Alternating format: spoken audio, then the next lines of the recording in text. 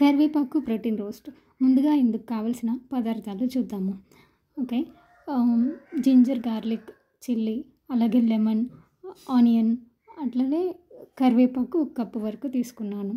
అయితే ఇందులో ఉల్లిపాయని సగం మాత్రమే పేస్ట్ చేయడానికి, మిగతా సగం రెసిపీలో ఫ్రై చేయడానికి యూజ్ చేద్దాము.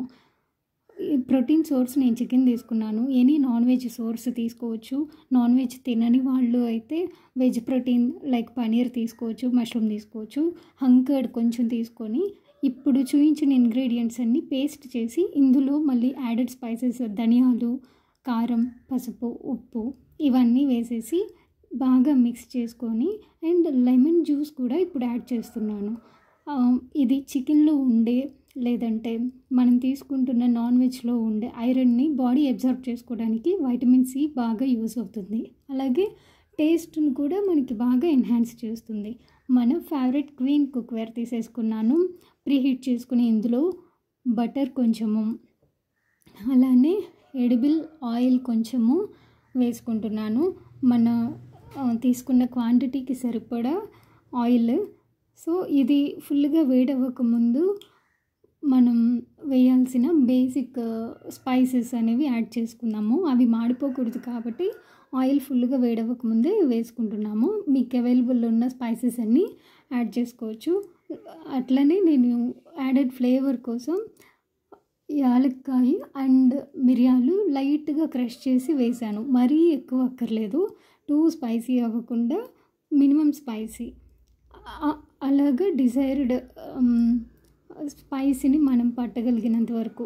అలాగే కొన్ని ఆనియన్స్ వేసి ఒకసారి కలిపేసుకొని అవి ఫ్రై అయ్యే వరకు కూడా లిడ్ క్లోజ్ చేసి కుక్ చేసుకుందాము. అయితే ఈ కరివేపాకు ఎంత హెల్దీ అంటే ఫుల్ యాంటీ ఆక్సిడెంట్స్ ఉంటాయి. ఇది ఏ రూపంలో మనం తీసుకుంటూ ఉన్న ప్రతిరోజు చాలా మంచిది. Calcium, vitamin A, B, C, E, minerals, phosphorus, iron అన్నీ ఉంటాయి. మెగ్నీషియం, అలాగే అవన్నీ కూడా ఫుల్ ఆఫ్ మెడిసినల్ వాల్యూస్ ఉంటాయి.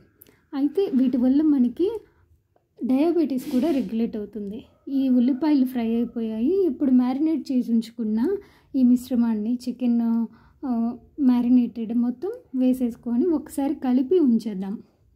అంటే జస్ట్ స్ప్రెడ్ చేసుకొని కలిపేసి మళ్ళీ లిడ్ క్లోజ్ చేసి అది కనీసం 30 మినిట్స్, మరీ లో ఫ్లేమ్ కాకుండా హై ఫ్లేమ్ కాకుండా మీడియం ఫ్లేమ్లో పెట్టి కుక్ చేద్దాం. మధ్యలో ఒకసారి తీసి అలాగా తిప్పేద్దాం. ఎక్కువసార్లు తీయొద్దు, ఎందుకంటే వేపర్ వెళ్ళకుండా మంచిగా ఈవెన్గా కుక్ అవుతుంది. అంతే క్లోజ్ చేసి చేసుకుంటే.